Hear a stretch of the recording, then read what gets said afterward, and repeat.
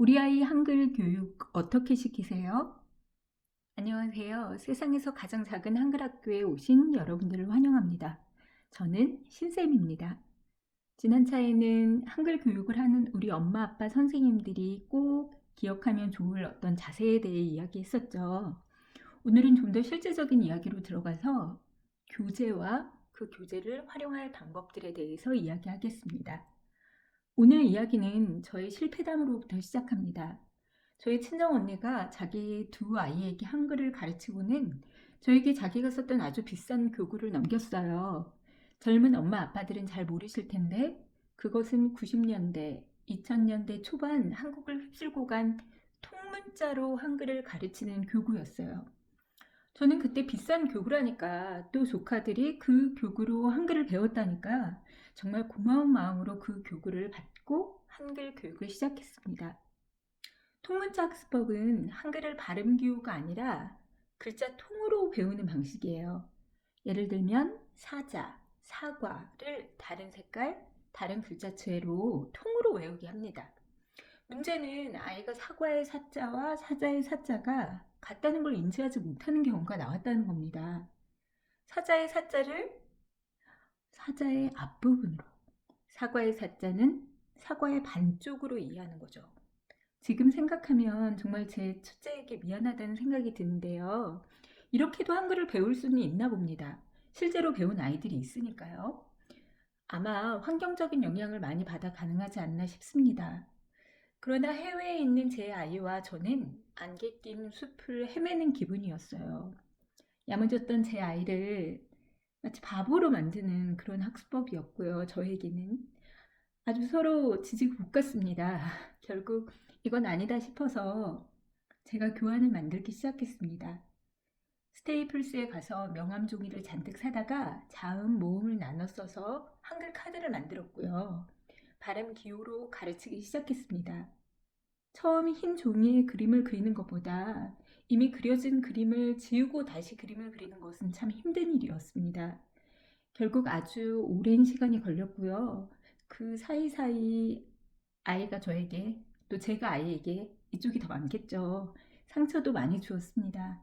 큰아이에게는 늘 미안한 마음이 큽니다.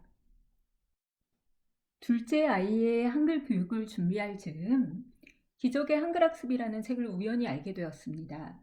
저자는 대학 때 수업을 들은 적이 있는 모교의 교수님이셨어요. 제가 배울 때는 아주 젊은 교수님이셨고 달변가이신데다가 또 수업도 아주 재밌게 해주셨는데 제 학점은 아주 안 좋게 주셔서 악연입니다. 그럼에도 저는 이 교재를 강력히 추천하는데요. 아동 발달에 맞게 체계적으로 구성되어 있고 그림이 아기자기 예쁘게 잘 편집되어 있기 때문입니다. 이 교재는 가나다라처럼 자음부터 익히는 전통적인 방식이 아니라 모음부터 시작합니다. 아야, 어여, 오요, 우유, 의. 그리고 그 각 모음에 자음을 하나씩 붙여서 각 장이 구성되어 있습니다. 지난 차에 말했듯이 모음이 형태적으로 유사하기 때문에 처음엔 아이들이 좀 힘들어할 수 있으니 당황하지 마세요. 힘들어하는 여러분의 아이는 정상입니다. 하지만 그 시기가 지나기만 하면 아주 효과적이고 빠르게 한글을 이해하게 됩니다. 교재로 하는 수업 시간은 한 20분 정도 길게 잡지 않았어요. 유아의 경우 집중 시간이 짧기 때문에요. 수업 시간을 길게 잡고서 왜 아이가 집중하지 못하지? 라고 득달하시면 아동 발달을 잘 이해하지 못하시는 거예요. 저는 그 대신 주 4회에서 5회 주말을 제외하고는 거의 매일매일 공부를 시켰습니다. 둘째는 6개월 만에 한글을 떼었고요. 셋째는 조금 더 걸렸던 것으로 기억돼요. 각 과를 공부시키면서 EBS의 한글의 야호를 함께 시청하였습니다. 교수님이 한글의 야호를 감사하셨기 때문에 교육과정이 같습니다. 다만 중간 즈음에 진도가 약간 서로 다른 부분이 있는데 부모님들이 영상의 순서로 갈지 학습지의 순서로 갈지 결정하시면 됩니다. 저는 학습지에 맞춰서 영상을 보여주었어요. 순서는 보통 영상을 먼저 보고 학습지를 했습니다. 영상은 한 2, 30분, 그리고 학습지도 한 2, 30분. 처음에 받아쓰기를 힘들어해서 받아쓰기가 맨 뒤로 오도록 영상을 먼저 보고 학습지를 했습니다. 제 설명이 더 필요한 수업일 경우는 학습지를 먼저 하고 정리하는 것처럼 영상을 보기도 했습니다. 그리고 냉장고에 한글 자석을 붙여놓아서 부교재로 사용하였는데 한글 자석은 괜찮은 아이디어였어요. 아이가 흥미로워하고 또 즐거워했습니다. 받아쓰기에 대해서는 처음에 많이 힘들어하는데 또 아이들은 특별히 익숙하지 않으니까요. 그래도 저는 끝까지 하게 했습니다. 어떤 일을 끝까지 마무리하는 건 좋은 경험이니까요. 힘든 대신 점수를 후하게 줬어요. 5문제라면 기본 점수를 95점을 줬습니다. 한 문제 틀리면 99점, 2문제 틀리면 98점입니다. 우리 아이들은 5문제를 다 틀려도 95점을 받았어요. 내가 이렇게 열심히 예쁘게 공부하는데 기본 점수 95점은 당연한 거지 라고 말해줬습니다. 둘이 킥킥 웃으면서요. 좋은 이미지를 주기 위해 아이디어를 짜내야 합니다. 1회 아야, 어여, 오요, 우유를 배운 날은 우유를 마셨습니다. 2회 각야, 거겨, 고교, 구규, 극기를 배운 날은 고기를 먹었고요. 그러나 좋은 이미지를 주기 위해 가장 좋은 것은 칭찬입니다. 저는 학교에서 근무를 했기 때문에 칭찬을 만들어하는 훈련이 조금은 되어 있어요. 한 반 40명의 아이들 중 칭찬받을 구석이 없는 아이는 없었어요. 40명이 그림을 그려도 각 그림에서 칭찬할 구석은 하나씩 있게 마련입니다. 찾는 훈련을 하면 할수록 나중에는 더 쉽게 찾을 수 있습니다.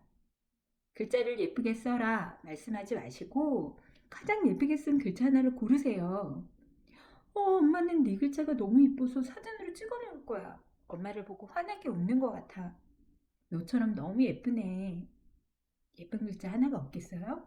찾아주세요. 찾아서 칭찬해 주세요. 칭찬거리를 만들어서 칭찬해 주세요. 한 과에 8개의 글자를 배우게 되니 각 글자에 색깔을 불어 넣어주면 좋습니다. 노래가 아주 유익한데요. 모음 노래는 이미 한글이 야후에 있습니다. 아야, 어여, 오요, 우유, 이 부분은 좀 흔들어줘야 맛인데 간단한 율동을 손동작을 글자 모형처럼 하면 좋아요. 아이들 한글 공부할 때 자음 노래는 마땅하지 않았어요. 그래서 저는 송창식의 가나다라 마바사를 불렀습니다. 우리 어제 락까지 했지? 가나다라! 이렇게요. 어깨짓과 함께 아주 걸쭉한 목소리로 실제로는 불렀습니다. 주책스러웠지만 아이들이 좋아해 줬으니까 그러면 된 거죠. 그리고 한글 공부를 한 것이 어떻게 활용될 수 있는지 슬쩍슬쩍 노출해 주세요.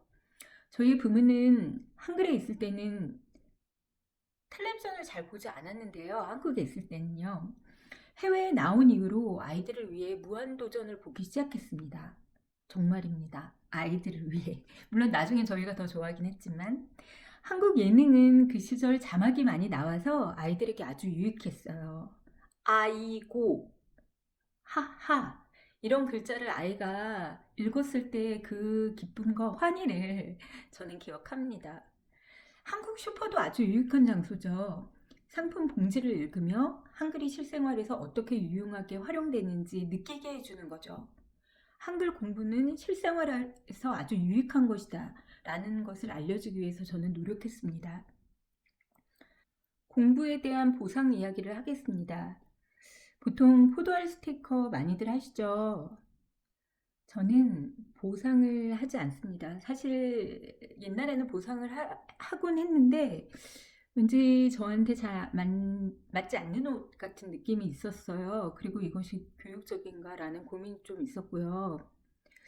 왠지 상해의 개념은 제게 쓴 약 먹고 받는 알사탕 같은 그런 느낌이 있어요. 한글 공부를 다 끝내고 받는 보상은 한글 공부를 힘들지만 참고 해야 하는 것으로 만드는 것 같아요. 저희 집에서는 공부, 독서, 교육에 관한 것은 보상이 없습니다. 방학 동안 수학 문제집을 다 풀어도 기적의 한글 학습 1권, 2권을 다 했어도 저희 집에서는 내가 공부하고 네가 더 훌륭해진 것 그것이 최고의 상이다 라는 철학입니다. 학력 우수상을 학교에서 받았을 때도 엄마가 너의 그 수고와 성취를 정말 자랑스럽게 생각해 라며 환한 표정으로 안아준 것이 끝이었어요. 성취감과 자긍심 그 자체가 귀한 것이어서 그것을 다른 것으로 바꿀 필요가 없다는 것이 제 교육 철학입니다. 보상보다는 아이들이 성취할 수 있도록 학습의 여건을 디자인하는 일에 더 관심이 많습니다. 물론 항상 잘 되는 건 아니지만요. 다만 이 부분은 각 가정마다 상황에 맞게 하셔야 할 것 같습니다. 이미 보상제를 활용하고 계시고 오히려 목표를 향해 가는 촉매제로서 역할을 잘하고 있다면 그것도 좋은 일이니까요. 그러나 이 부분에 대해서는 꼭 얘기를 하고 싶은데요. 좀 우스운 일이지만 보상제는 저한테 쓰고 있습니다. 내가 이 시기 아이들에게 최선을 다해 방학을 보냈다면 나한테 이런 선물을 하겠다. 내가 최선을 다해 한글 1권을 끝내게 했다면 나한테 이런 선물을 하겠다. 좀 뻔뻔스러운가요? 큰 거는 아니고 어떤 시간이라든지 꽃이라든지 작은 선물이던가 하는 그런 걸로요. 저 자신에게는 선물을 합니다. 저는 나중에 기회가 있으면 이 얘기를 다시 하고 싶은데 부모들이 부모 스스로에게 좋은 보상, 좋은 마디마디를 만드는 게 되게 중요하다고 생각해요. 특히 육아에 지친 엄마들에게 스스로를 칭찬해주고 스스로를 대견할 무언가가 꼭 필요하다고 생각합니다. 제가 되돌아보면 그 시기가 참 힘들었거든요. 그리고 아이들을 교육할 때 힘들고 지칠 때가 참 많잖아요. 그 선물 큰 건 아니지만 그 선물로 마음을 다잡는 거죠. 네. 우리 엄마, 아빠, 선생님들 화이팅입니다. 자, 그러면 다음 시간에는 한글을 뗀 후, 그 다음에 어떻게 할 것인가? 굉장히 난감했거든요, 저는. 그 후에 활용할 교재들에 대해 이야기하겠습니다.